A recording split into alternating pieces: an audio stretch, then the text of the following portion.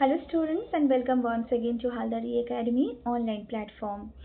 আমরা ওয়েস্ট বেঙ্গল বোর্ডের ইংলিশ সিলেবাসের যে সিরিজটা স্টার্ট করেছি সেটার আজকে যে ক্লাস আমরা করব সেখানে আমরা যে উইন্ড ক্যাপ চ্যাপ্টারটা তোমাদের রয়েছে ফার্স্ট চ্যাপ্টার তার কিছু অ্যাক্টিভিটি পার্ট বাকি থেকে গিয়েছিল সেটা কমপ্লিট করব।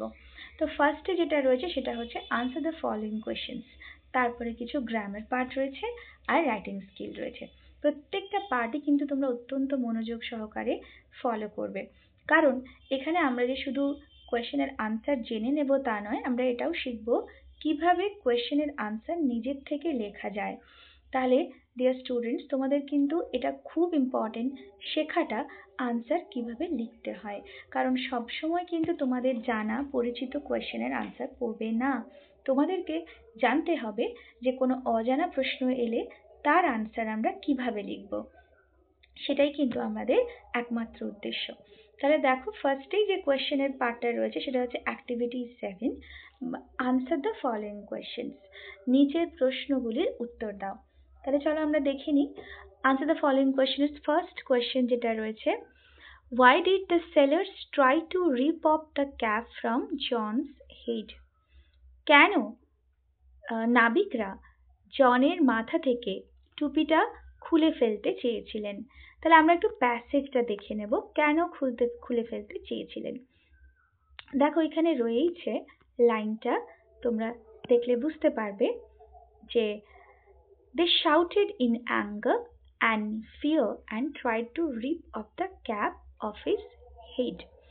তো এখানে তাহলে কারণটা হচ্ছে তারা জনের উপর খুব বিরক্ত ছিল, খুব রেগে গিয়েছিল, তাই তারা জনের মাথা থেকে টুপিটা খুলে ফেলতে চেয়েছিলেন। এটাই তো আনসার। কিন্তু এইভাবে আমরা আনসার লিখবো না, আমরা কিভাবে আনসার লিখবো দেখো। প্রথমে আগে দেখে নিতে হবে যে সেন্টেন্সটার কি টেন্স রয়েছে।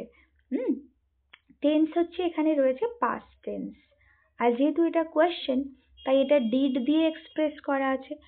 আমরা এখানে ডিড না করে আমরা ট্রাই যে মূল ভার্বটা তার V3 ফর্ম ইউজ করব, সেটা হচ্ছে ট্রাইড। তোমরা নিশ্চয়ই জানো ট্রাই, ট্রাইড, ট্রাইড, তাই তো? এইভাবে আমরা ভার্বের present past participle form use করি। তাহলে আমরা কিভাবে লিখব? কোয়েশ্চেন যখন কনস্ট্রাক্ট করব আমরা কিন্তু এই যে সাবজেক্টটা সেটা দিয়ে, এই যে এইভাবে লেখো, the sailors tried to rip off the cap from John's head। এতদূর লিখলে এরপর একটা বিকজ দিয়ে দাও, কারণ হোয়াই দিয়ে আনসার করা মানে কারণ বলতে হবে, আর কারণ বলতে গেলে বিকজ ইউজ করতে হবে। বিকজ দে ওয়ার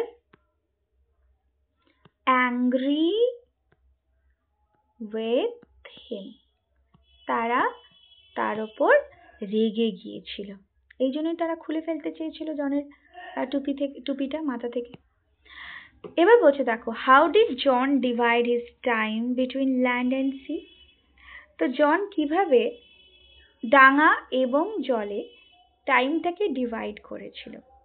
তাহলে আমরা আনসারে কিরকম লিখবো, কিভাবে না, আনসার লিখবো জন divided half of his time in sea, সমুদ্রে, and half on the land। কিরকম ডিভাইড করেছিল? অর্ধেক সময়টা সে জলে থাকবে এবং অর্ধেক সময়টা ডাঙায় থাকবে। কেমন? এইভাবে সে ডিভাইড করেছিল তার টাইমটাকে। নেক্সট সেন্টেন্স রয়েছে দেখো, do you think John was rightly called Captain Turtle? তুমি কি মনে করো জনকে যথার্থভাবেই ক্যাপ্টেন টার্টল বা কচ্ছপ ক্যাপ্টেন বলা যায়? Give reasons for your answer, তোমার আনসারের কারণ দেখাও। তাহলে তুমি কিভাবে লিখবে? এটাও কারণ জানতে চেয়েছে, তাহলে আমি এইভাবে লিখতে পারি যে আই থিঙ্ক, যেহেতু তোমাকে ভাবতে বলেছে, তাহলে আই থিঙ্ক জন ওয়াজ আছে কিন্তু ইজ লিখবে না, ওয়াজই লিখবে।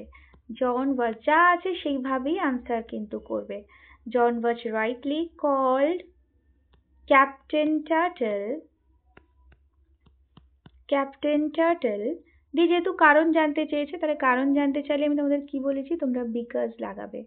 বিকজ হি লিভড, সে বাস করত, both on land and in sea, সে সমুদ্রেও থাকতো, সে ডাঙাতেও থাকতো, তাই তো? এই জন্য তাকে because he lived both on land and in sea just like a, এখানে একটা জুড়ে দেবে, আমি একটু রাব করে দিচ্ছি আনসারটা, তোমরা একটুখানি এখানে অ্যাডিশন করবে, জাস্ট লাইক আ টার্টেল, একটা টার্টেলের মতোই কিন্তু সে যেমন ডাঙাতে থাকে তেমন জলেও থাকে।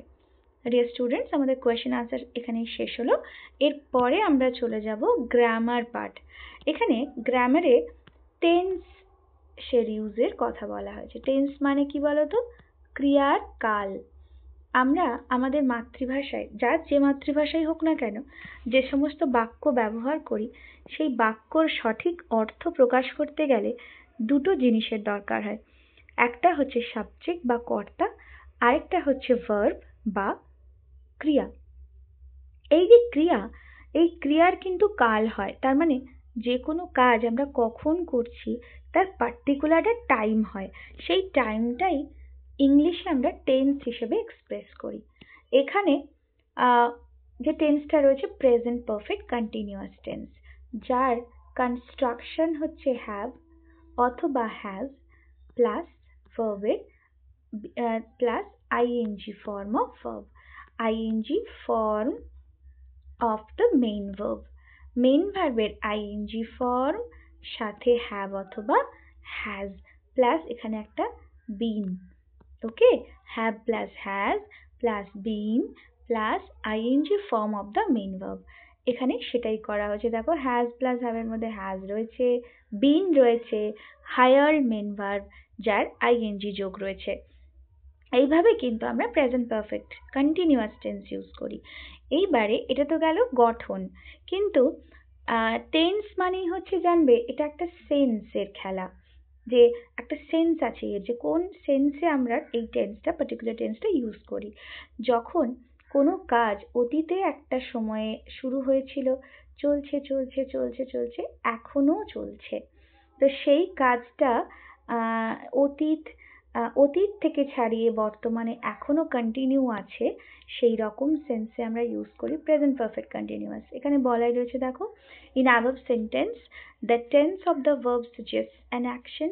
এই যে ক্রিয়ার যে কাল, সেটা এমন একটা কাজের কথা বলছে যেটা শুরু হয়েছিল অ্যাট সাম টাইম, কোনো একটা সময়ে, ইন দ্য পাস্ট অতীতে, অ্যান্ড স্টিল ইজ কন্টিনিউইং এবং এখনো অবধি সেটা চলছে। তাহলে দেখো, এরপরে আমরা অ্যাক্টিভিটি 8A তে চলে যাব, যেখানে এই ধরনের সেন্টেন্সগুলো রয়েছে। বলছে, underline the verbs in the following sentences that suggest actions that began in the past and are still continuing. তোমাকে এবারে আন্ডারলাইন করতে হবে। কি আন্ডারলাইন করতে হবে? সেই সমস্ত ভার্বস গুলোকে যেটা যেটা কি করছে, একটা কোনো অ্যাকশনকে সাজেস্ট করছে, কোনো কাজকে উল্লেখ করছে যেটা শুরু হয়েছিল পাস্টে কিন্তু এখনো সেটা চলছে, এখনো থামেনি। তার মানে দীর্ঘক্ষণ ধরে চলা কোনো কাজ এখনো চলছে চলছে চলছে, এই রকম কোনো কাজকে আমরা বলি প্রেজেন্ট পারফেক্ট কন্টিনিউয়াস। ওকে, এবার দেখো, এখানে প্রথম যে সেন্টেন্সটা রয়েছে, they have been travelling for 10 hours, তাহলে 10 ঘন্টা ধরে, তাহলে একটা দীর্ঘ সময় ধরে চলছে, 10 ঘন্টা ধরে একটা কাজ চলছে, সেই কারণে they have been travelling for 10 years। এই হ্যাভ বিন ট্রাভেলিং, এইটা হচ্ছে তোমার present perfect continuous tense.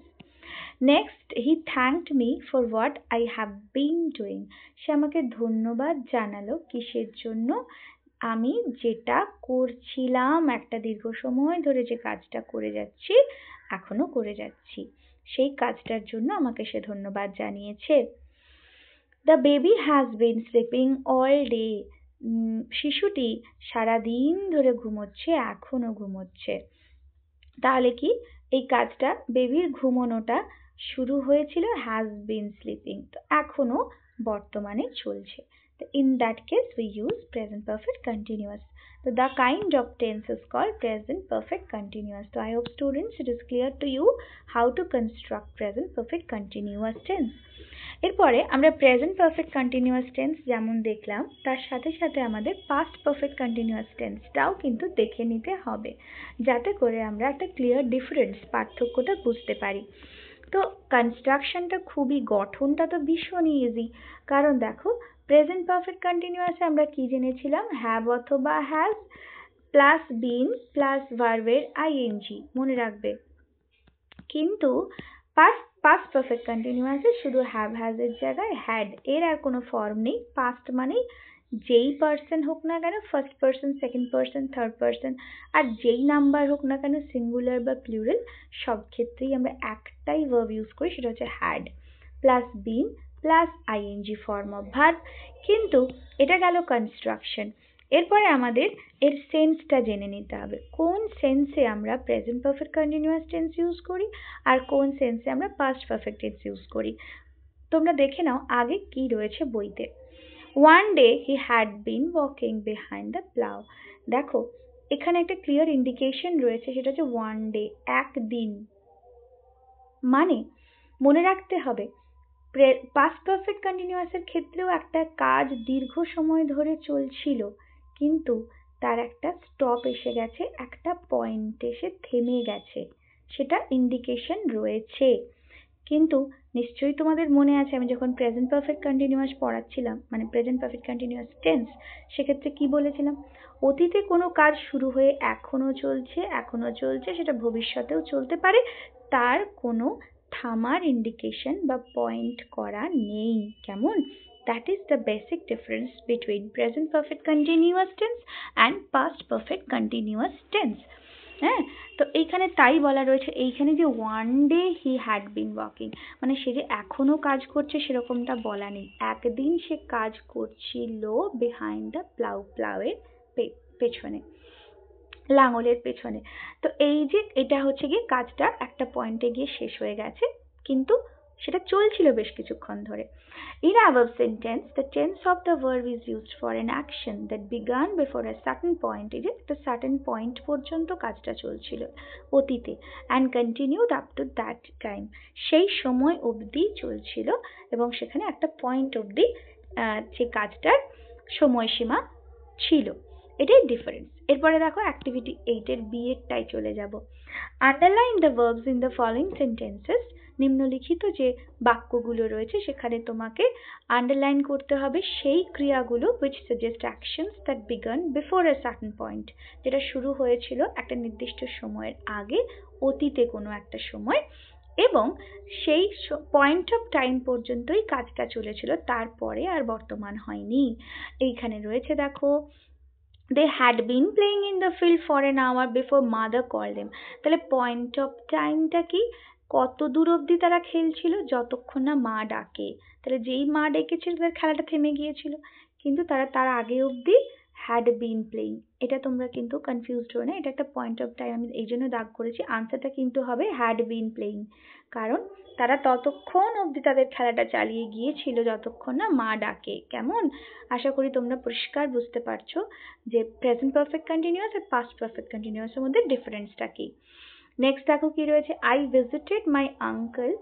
when I visited my uncle, যখন আমি আমার কাকার বাড়ি গিয়েছিলাম বা কাকার সাথে দেখা করতে গিয়েছিলাম, he had been teaching in a school there for 5 years. সে 5 বছর ধরে সেখানে কাজ করছিল। তাহলে had been teaching কখন অবধি? না, যখন আমি আমার আঙ্কেলের বাড়ি গিয়েছিলাম তখন অবধি সে 5 বছর তার কাজ করা হয়ে গিয়েছিল। এই গেল তোমার past perfect continuous tense. Next দেখো, Rita had been studying in our school for the last 8 years since I met her. যখন আমি তার সাথে দেখা করেছিলাম তখনকে রিতার সেখানে পড়াশুনো করা হয়ে গিয়েছিল লাস্ট 8 years, 8 বছর ধরে তার পড়াশোনা হয়ে গিয়েছিল, had been studying। তাহলে এটা হলো past perfect continuous। I hope তোমাদের আর এরপরে কোনোভাবেই টেন্স মানে প্রেজেন্ট পারফেক্ট কন্টিনিউয়াস টেন্স এবং পাস্ট পারফেক্ট কন্টিনিউয়াস টেন্সের কনফিউশন হবে না। সেটা দেখার জন্য একটা অ্যাক্টিভিটি দেওয়া হয়েছে, এখানে তোমাদেরকে কিন্তু বুঝে নিতে হবে কোথায় প্রেজেন্ট পারফেক্ট কন্টিনিউয়াস ইউজ হবে, কোথায় past perfect continuous tense use হবে। দেখো অ্যাক্টিভিটি 8 এর C, fill in the blanks with either the present perfect continuous or past perfect continuous tense। তাহলে তোমাকে এই শূন্যস্থানগুলো পূরণ করতে হবে, হয় তুমি present perfect continuous tense use করবে অথবা past perfect continuous tense use করবে। তাহলে কোন টেন্সটা ইউজ করব কি করে বুঝবো, আগে আমরা সেন্টেন্সটা দেখে নিই। The rain dash when I left home। তো এখানে দেখো একটা পয়েন্ট অফ টাইম কিন্তু বলা রয়েছে, আমি যখন বাড়ি ছেড়েছিলাম তখন কিন্তু রেন হচ্ছিল, বৃষ্টি হচ্ছিল। তার মানে এখানে অবশ্যই আমাকে পয়েন্ট অফ টাইম যেহেতু একটা বলে দিয়েছে, আমাকে আগে হ্যাড বসিয়ে দিতে হবে। আর বিন